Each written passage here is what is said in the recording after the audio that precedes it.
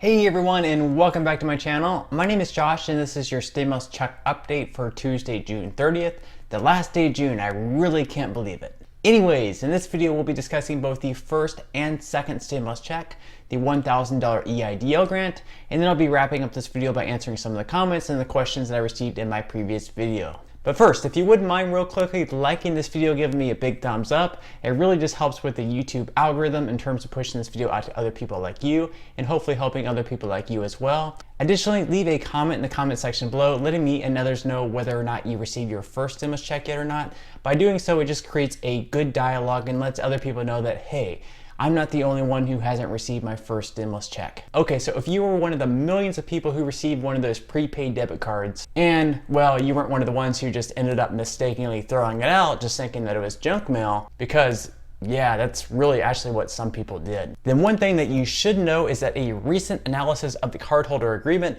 identified that MetaBank and Money Network Financial are forcing an arbitration agreement that can force you to give up your rights to a trial by jury and also possibly even sell your information to third parties and service providers. Now, why is this a big deal? Well, let's say that you end up having some type of dispute over your prepaid debit card. You would then have to arbitrate the dispute through a third party rather than pursuing the claim in court. According to Section 16 of the debit card cardholder agreement, you would be required to give up your rights to having juries decide disputes, having courts decide disputes, not small claims courts, serve as a private attorney, join a dispute you have with a dispute by other consumers, or bring or be a class member in a class action or class arbitration. So basically you would be giving up your rights to a trial by jury, which is incredibly unusual. Also, you would be forfeiting your rights to join any type of class action lawsuits. Now, if you did receive one of these prepaid debit cards, this is what you should be able to do in order to opt out of this agreement. Since you do have a 60-day period to opt out of arbitration,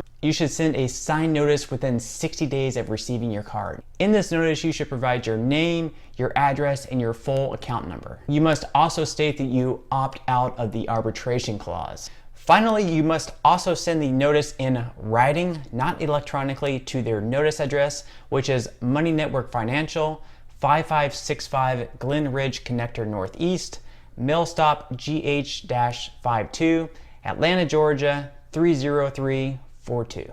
Okay, so while I initially thought the use of these prepaid debit cards were a great idea, I mean, while testing them out, we could potentially save a lot of time in sending out the second round of stimulus payments, or even a potential third or fourth round of stimulus payments if there ends up being one. Instead of having to send out hundreds of millions of stimulus checks and direct deposits, you could simply just click a button and load more funds onto these prepaid debit cards. However, after all this mess, I really can't see too many Americans wanting these prepaid debit cards. Okay, moving on now to talk about the first stimulus checks. As we all know, there are still, unfortunately, millions of people who haven't even received their first stimulus check, even though we are only a couple months away from receiving the second round of stimulus checks if there ends up being a second round. So what will end up happening if we start sending out the second round of stimulus checks when we still have millions of people who haven't even received their first stimulus checks? Do we just double the payment of those who haven't received their first round of stimulus checks, and instead of sending out a stimulus check for $1,200, we double it up to $2,400?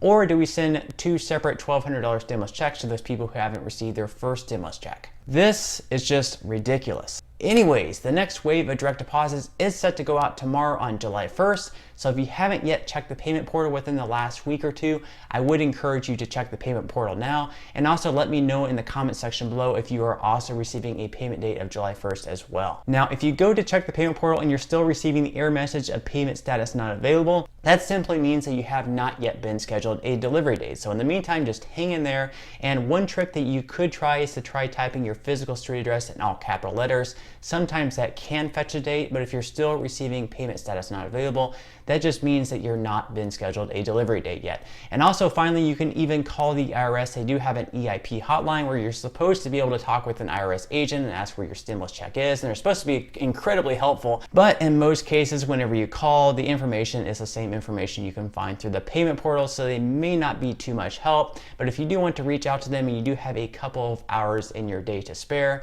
that number you could call is 1-800-919-9835.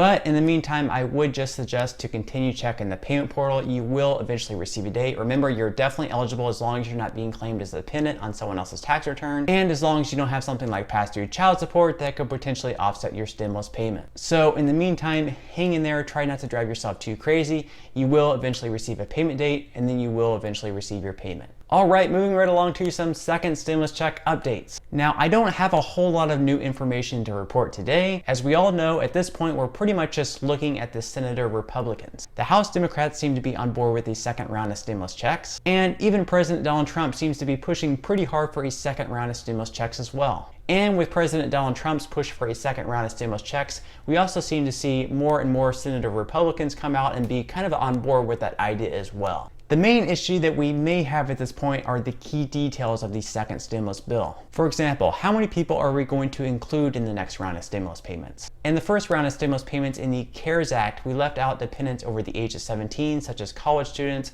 or adult dependents who were claimed by people such as their kids on their tax returns. So these people over the age of 17 did not receive their $1,200 stimulus payments, and the people who claimed them as dependents also did not receive the $500 dependent credits either. Now, the House Democrats want dependents over the age of 17 to also be included in stimulus checks and for them to receive $1,200 as well. However, it's pretty well known that the Senator Republicans actually want the next stimulus bill to be a little bit more targeted. So whether they mean that they want to target sectors such as the hospitality industry in the stimulus bill more, or whether they want to reduce the amount of stimulus checks they send out to Americans, we really don't know yet. If the Senate Republicans want to reduce the amount of stimulus checks they do send out, one thing they could possibly do, one thing I could possibly see them doing, is instead of having the income requirement for single filers cut off at $75,000 for the $1,200 stimulus payments and for married filers $150,000, they may cut it down for single filers down to something like $65,000 and for married filers $130,000.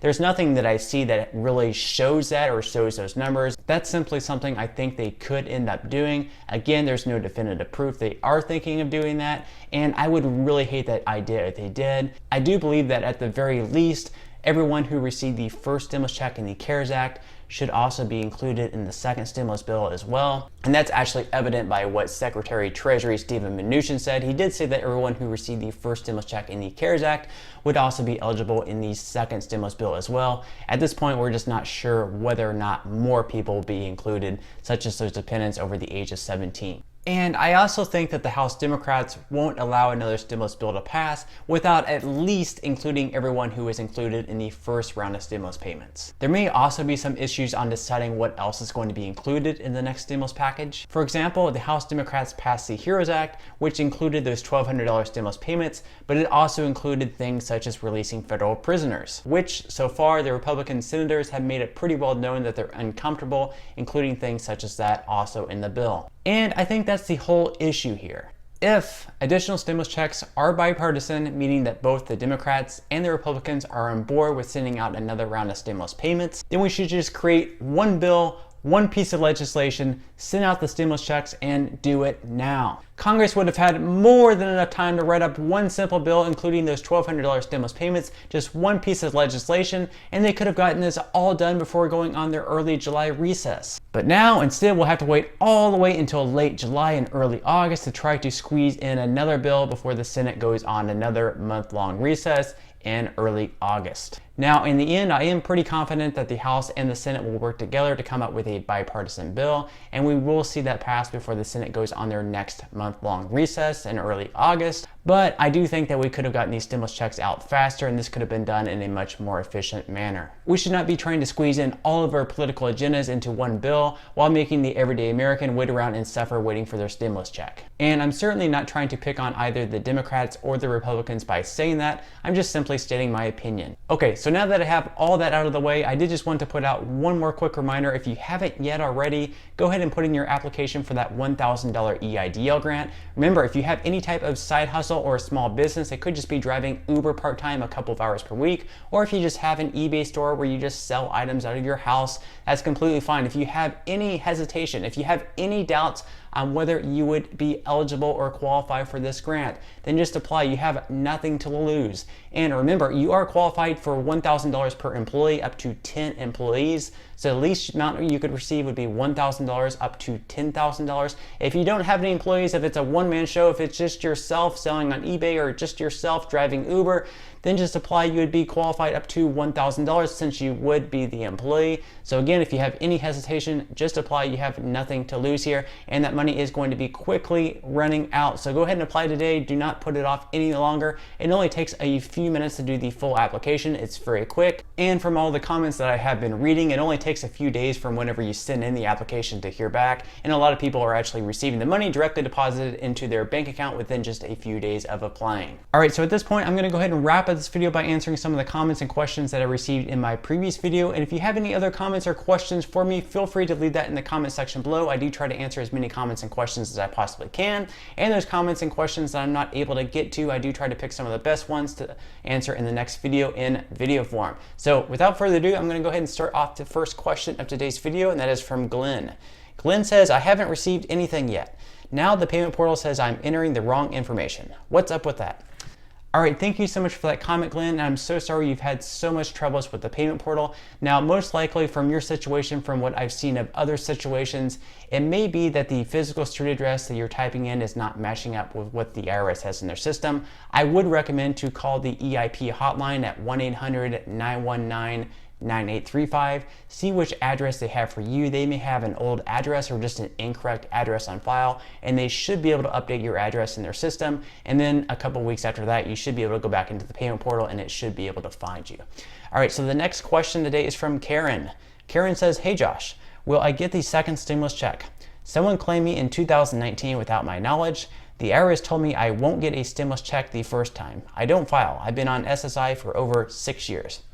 All right, thank you so much for that comment, Karen. So in this case, since the second stimulus bill has not yet passed, we're not sure whether or not dependents over the age of 17 would be eligible for a stimulus check. The HEROES Act that the Democrats passed back in May did include dependents over the age of 17 to also receive $1,200 stimulus payments, but that is not going to pass in its current form, so we're not sure if the next stimulus bill will include those dependents over the age of 17. Now, since you were claimed as a dependent without you knowing, it could potentially be fraud. And if it is fraud and if they're not supposed to be claiming you as a dependent, I would recommend that you call the IRS EIP hotline at 1-800-919-9835. Let them know of your situation, and they should be able to tell you which forms you need to fill out and send in. And if they can get that all corrected, then you should be able to receive your $1,200 stimulus payment.